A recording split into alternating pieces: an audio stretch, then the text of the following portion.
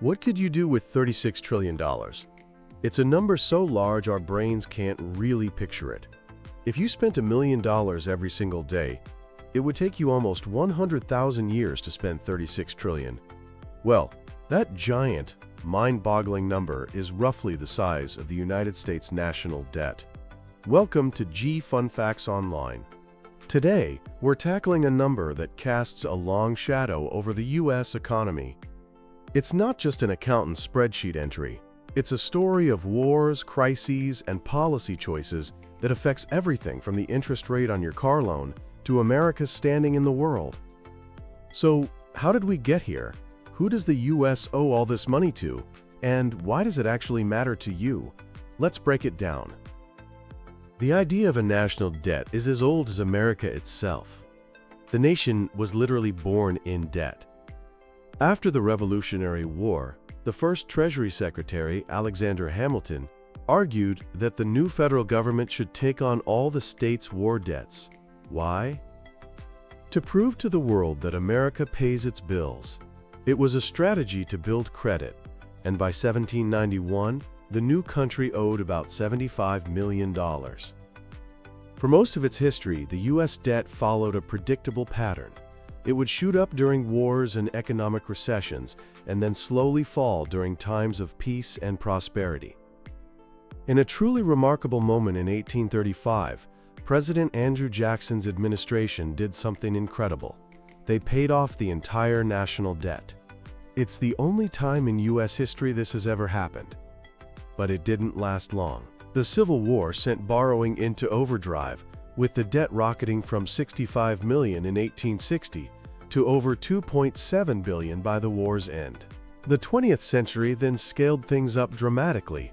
World War I, the Great Depression, and especially World War II caused the debt to balloon. To finance the fight against the Axis powers, U.S. debt exploded, reaching its highest point ever relative to the size of the economy. After the war, during the prosperous 50s and 60s, the debt-to-economy ratio fell steadily. But then, starting in the 1980s, a new trend began. Tax cuts combined with increased military spending under President Reagan caused the debt to climb again. After a brief period of budget surpluses in the late 90s, the 21st century hit the accelerator. The costly wars in Iraq and Afghanistan, another round of major tax cuts, the massive government response to the 2008 Great Recession, and most recently, the trillions spent on relief during the COVID-19 pandemic have created a perfect storm. Since 2001, the U.S. has consistently spent nearly $1 trillion or more than it collects in taxes each year, adding to the debt pile day after day. So what exactly is this $36 trillion debt? It's actually made of two different parts. The first and most important part is called debt held by the public. This is the money the government has borrowed from people and institutions out in the world. Think of individuals, corporations, even other countries who buy U.S. government bonds. This is the portion economists really watch, and it makes up the bulk of the total, currently around $29 trillion. The second part is called intragovernmental debt. This is basically money the government owes to itself. Sounds weird, right? Here's how it works. Government trust funds, like Social Security, sometimes collect more in taxes than they pay out in benefits. The Treasury borrows this surplus cash to pay for other government operations, and in return, it gives the Social Security Trust Fund a special IOU. So it's one part of the government loaning money to another. This piece is about $7 trillion. Add the public debt and the intragovernmental debt together, and you get the total national debt. When you or I need to borrow money, we go to a bank. The government does something a bit different. When its spending is higher than its tax revenue, creating what's called a budget deficit, the U.S. Treasury steps in. It doesn't apply for a loan, it issues debt. It does this by selling a variety of securities which are basically IOUs. You might have heard of them: Treasury bills or T-bills for short-term borrowing, Treasury notes or T-notes for the medium term, and Treasury bonds for long-term borrowing up to 30 years. People and institutions buy these securities because they are backed by the full faith and credit of the U.S. government, making them one of the safest investments on the planet. In exchange for the loan, the government promises to pay the money back with interest. Now for the big question. Who owns all these IOUs? There's a common belief that most of America's debt is owned by foreign countries, especially China. But that's a myth. The biggest owner of U.S. debt is the United States itself. Over 2/3 of the debt held by the public is owned by domestic entities. The single largest holder is often the U.S. Central Bank, the Federal Reserve. It buys and sells Treasury securities to manage the country's money supply. The next biggest group is private American investors. This includes your pension fund, mutual funds, insurance companies, banks, and even individual citizens who own savings bonds. State and local governments also invest their surplus cash in federal debt. So what about foreign countries? They are significant creditors, owning about 30% of the public debt. As of early 2025, the top foreign holder is Japan, with over $1.1 trillion. The United Kingdom is number 2. And China?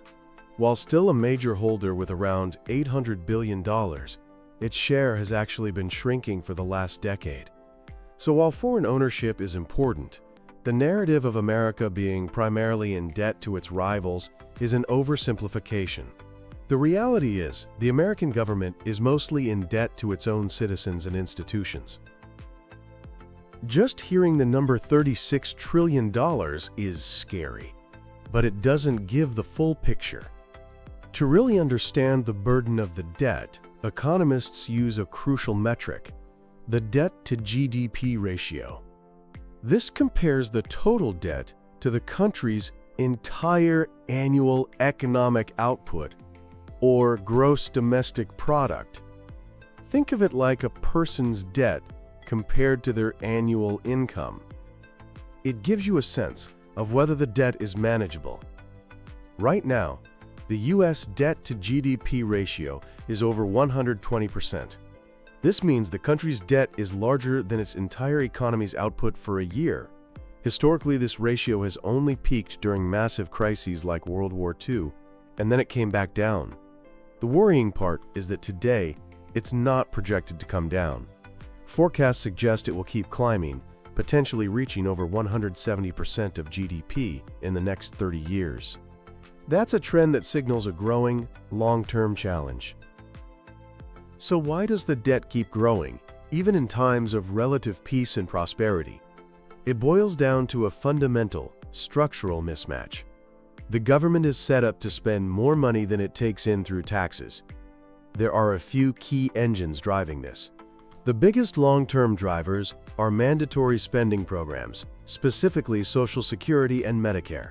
As the U.S. population ages and more baby boomers retire, the costs of these programs are skyrocketing. Combined with the relentlessly rising cost of healthcare in America, these commitments mean spending is on a steep upward trajectory.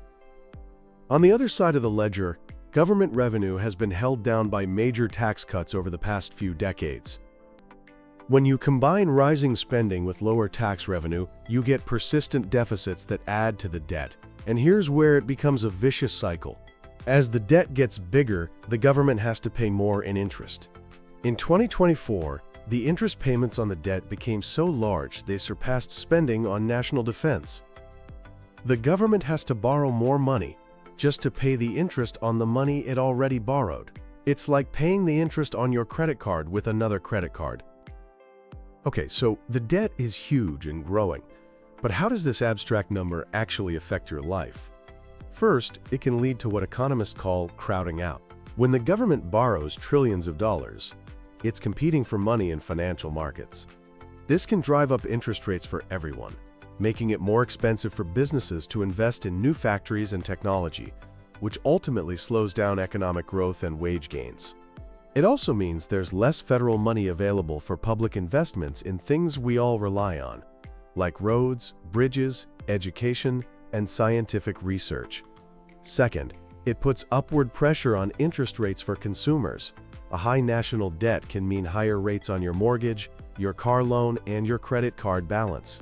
Third, it reduces our country's flexibility. A high level of debt means the government has less room to maneuver when the next crisis hits. If another pandemic or a major recession strikes, it will be much harder to fund a robust response without pushing the debt to truly dangerous levels. Finally, while it's a low probability risk, there is the nightmare scenario of a fiscal crisis. If investors here and around the world ever started to doubt the US government's ability to pay its bills, they would demand much higher interest rates, potentially triggering a global financial meltdown. This isn't just a problem for the future, it's a growing weight on our economy today. One final piece of the puzzle is the debt ceiling, a uniquely American political invention. It's a legal limit on how much the government can borrow. Raising it doesn't authorize new spending. It just allows the government to pay for things Congress has already approved. But in recent years, it's become a tool for high-stakes political battles, bringing the nation dangerously close to a default, which would be an economic catastrophe. There's broad agreement that the current path of the debt is unsustainable. The solutions, however, are politically difficult. They boil down to two main options: cut spending, which could mean reforming popular programs like Social Security and Medicare, or increase revenue, which means raising taxes. Most experts agree that a real solution will require a combination of both. The $36 trillion national debt is more than just a fun fact. It's a legacy of our past and a defining challenge for our future. Ignoring it isn't an option. Finding a solution will require frank conversation, tough choices, and political will to secure the nation's economic future for generations to come. Thanks for tuning in to G Fun Facts Online.